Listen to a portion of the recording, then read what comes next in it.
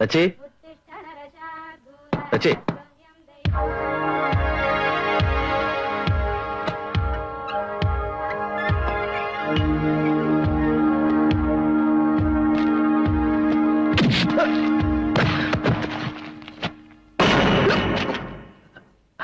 ഹരി, നീയോ? എന്താ നീ കാണിച്ചത്? കാണിച്ചത് ഇടിയാ. എന്തിനാ നീ എന്നെ അടിച്ചതെന്ന്? അല്ല, നീയാണെന്ന് ഞാൻ അറിഞ്ഞു. എന്റെ ശബ്ദം നീ തിരിച്ചെടുത്തില്ലേ? ശബ്ദം തിരിച്ചറിയാൻ നീ യേശുവാസൊന്നല്ലോ. നേരായ കാര്യത്തിന് എന്നെ കാണാൻ വരുന്നവർ റിസപ്ഷനിൽ നിന്ന് ഫോൺ ചെയ്യും. അത് ഉണ്ടാവാത്തതുകൊണ്ട് ഏതോ ശത്രുവാണെന്ന് ഞാൻ കരുതി. ഏത് ശത്രു? എനിക്കിവിടെ നിറച്ച് ശത്രുക്കളാണ്. എല്ലാ ക്രിമിനൽസും എന്റെ ശത്രുക്കളാണ്. ഞാൻ സസ്പെൻഷനിലാണ് ഹരി. അതറിഞ്ഞു. പക്ഷെ ഇങ്ങനത്തെ ശരീരം വെച്ചോണ്ട് നിന്റെ ഇടിക്കെന്തൊരു ശക്തിയാണടാ.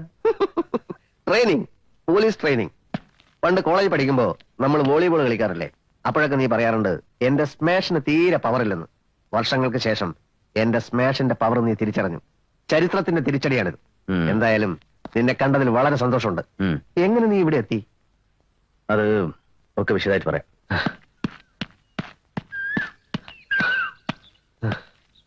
ഇങ്ങനെ ശരീരം ഇളകുമ്പോ മനസ്സ് ശാന്തമാകും, ബുദ്ധി ഉണരും.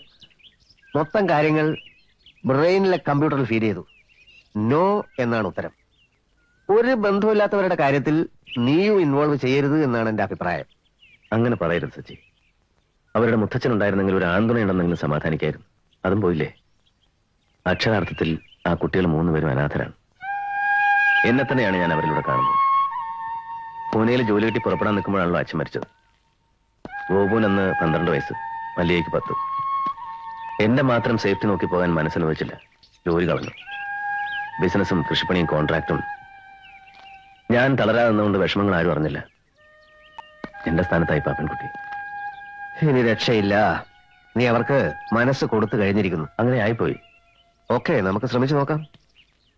എങ്ങനെ, എപ്പോൾ എന്നൊക്കെ ഉള്ളത് ഞാൻ ഒന്നുകൂടെ ഓടിയിട്ട് കമ്പ്യൂട്ടറിൽ ഫീഡ് ചെയ്ത് നോക്കട്ടെ. അല്ല, നീ സസ്പെൻഷനിലായിരിക്കുമ്പോ ഒരു ചുക്കുമില്ല.